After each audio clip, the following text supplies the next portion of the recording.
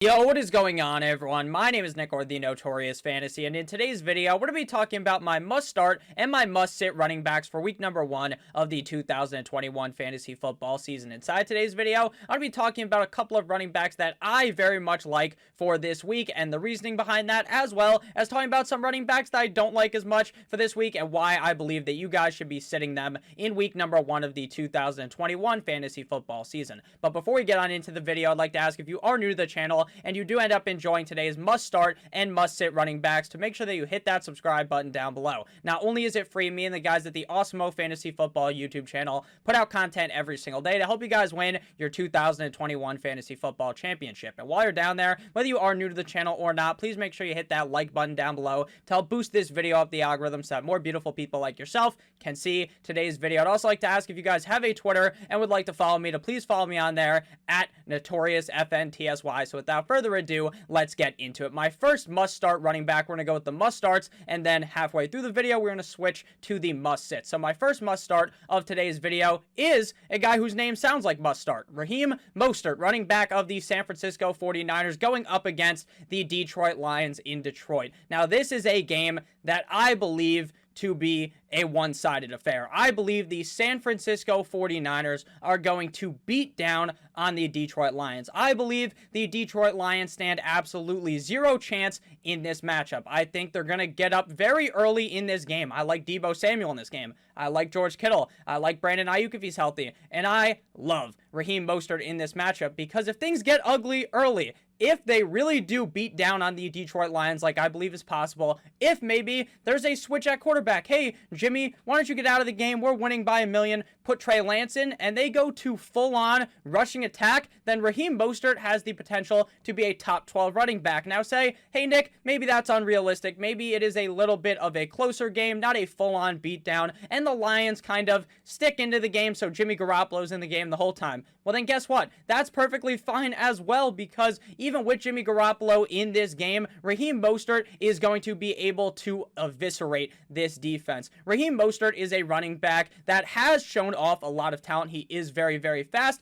and the way the San Francisco 49ers offense works is they use a running back by committee approach, but it is really a hot hand running back by committee approach, meaning if Raheem Mostert gets the hot hand, despite people clamoring for Trey Sermon about how people are drafting Trey Sermon ahead of Raheem Mostert, it's not going to matter, because Kyle Shanahan has Mostert listed as the #1 running back on the team. He's going to get the first licks in the game, and if he is able to play good up against a bad defense, which should be pretty easy for a guy with the skill set of Raheem Mostert, then he's going to be seeing all of the touches in this game, and he is a must-start running back for week number 1 of the 2021 fantasy football season. He is a running back that, like I said, has top 12 potential, and I wouldn't be surprised if he finished inside of the top 5 because of how good this matchup is up against the Detroit Lions. Next up, we have Gus Edwards, running back of the Baltimore Ravens, going up against the Las Vegas Raiders. After the injury to Mr. J.K. Dobbins, Gus Edwards shot up the draft board. Now, inside of your draft, he might have gotten picked inside the 4th round. In other leagues,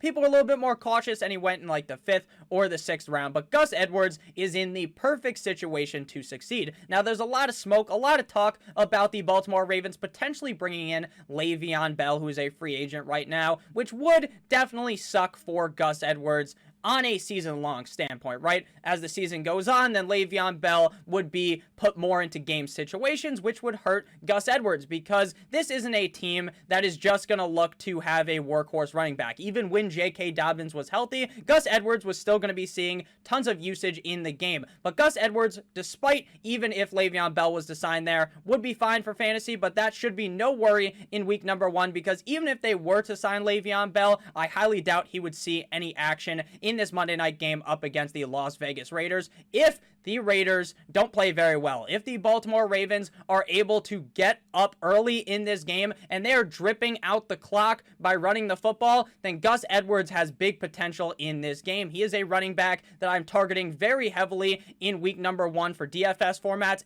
And if I drafted him, say, in the 8th round prior to the J.K. Dobbins injury, or if I drafted him early on in my fantasy football draft, I'm throwing Gus Edwards in with complete and utter confidence going up against the Las Vegas Raiders on Monday night. But before we get on in to my next must-start running back, I would like to give you guys a word from our sponsor, Yahoo Best Ball. You guys have probably played in a Yahoo Fantasy Football League before, but if you haven't tried their Best Ball, then you are missing out. With leagues ranging from free to $500, Yahoo has Best Ball leagues for every type of player. Use our Awesemo draft kit with your Yahoo Best Ball entries to give you guys the best chance to win. Head over after you're done watching this video and get started drafting a team within minutes. Again, that is Yahoo Best Ball. Back into the video, my next must-start running back of the week is James Robinson of the Jacksonville Jaguars going up against the Houston Texans. This is also another ideal matchup. Basically, every single week, if there is a lead running back going up against the Houston Texans, you need to start them, because even if this game is going to be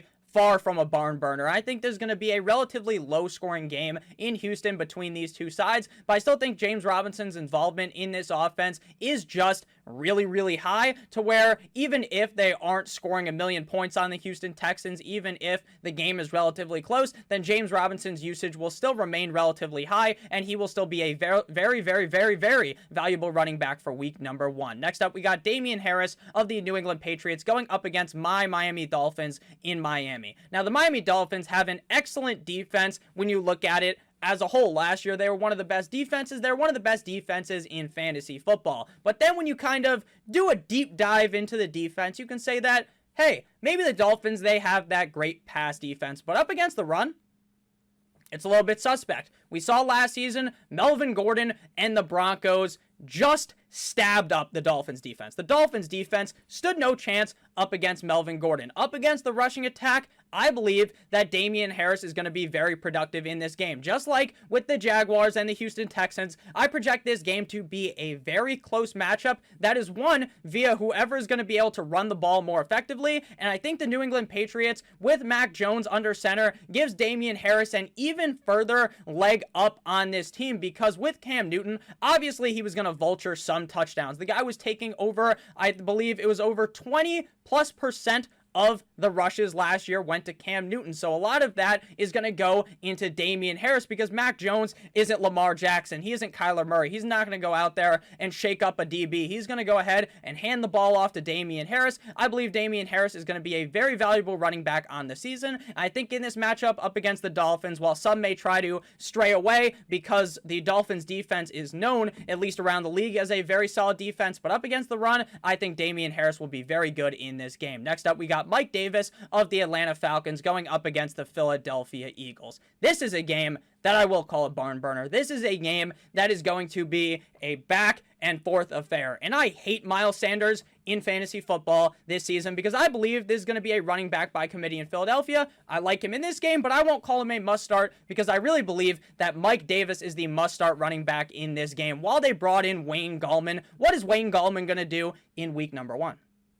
He's not going to be taking away very many touches from Mike Davis. Mike Davis is the clear lead running back there. In my opinion, Mike Davis is a workhorse running back. And up against the Eagles defense, he is going to be able to do very nice things for you for your fantasy football roster. I think this is a high-scoring game. And while typically you might say, hey, Nick, it's a high-scoring game, why do you like the running back? And I like Mike Davis because he is very involved in the receiving game on the Atlanta Falcons. So I think even if this game ends up becoming a relatively high-scoring matchup, that Mike Davis will still be able to find fantasy football success. Now into the must-sits part of the video. But before we get on into that, I would like to let you guys know that the Awesemo Fantasy Football Draft Kit is available for season-long and best ball fantasy football leagues. If you guys are still drafting, there's still a couple of days until kickoff on Thursday. Make sure you guys check out the Awesemo Fantasy Football Draft Kit. You can use it for both season long as well as best ball. If you use promo code WR, you guys are going to be receiving 33% off the package, which makes it just $9.95 for everything we have to offer for season-long and best ball fantasy football, as well as giving you guys $35 of credit for Underdog and FFPC League. So again, if you're going to buy the draft kit, please make sure they use promo code WR at checkout for $5 off. That makes it under $10 to go ahead and get the Awesemo Fantasy Football Draft Kit. Back into it, we're talking about the must-sits. Like I said, the first must-sit is Leonard Fournette, running back of the Tampa Bay Buccaneers,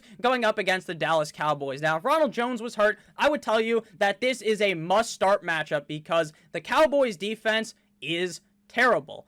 But Leonard Fournette, to me, is the clear number 2 back on this team. Now, if Ronald Jones ends up screwing up, If that ends up happening, then Leonard Fournette does have potential to be a top 12 running back. But my bet is up against the Dallas Cowboys defense that Ronald Jones is not going to struggle and that he'll be the lead back. But a lot of people will kind of do this mental gymnastics into talking themselves into drafting and playing Leonard Fournette in this matchup because, hey, this is a great matchup up against the Cowboys. I think he's going to get some work. But then what might end up happening is Ronald Jones sees a majority of the carries and Leonard Fournette ends up being rendered useless in week number 1. Next up, we got Josh Jacobs of the Las Vegas Raiders going up against the Baltimore Ravens. I believe that the Baltimore Ravens are going to win this game convincingly, which is why I like Gus Edwards as a must-start running back. The same exact reason in the opposite is why I don't like Josh Jacobs. Josh Jacobs has been relegated to a very much reduced role in this offense.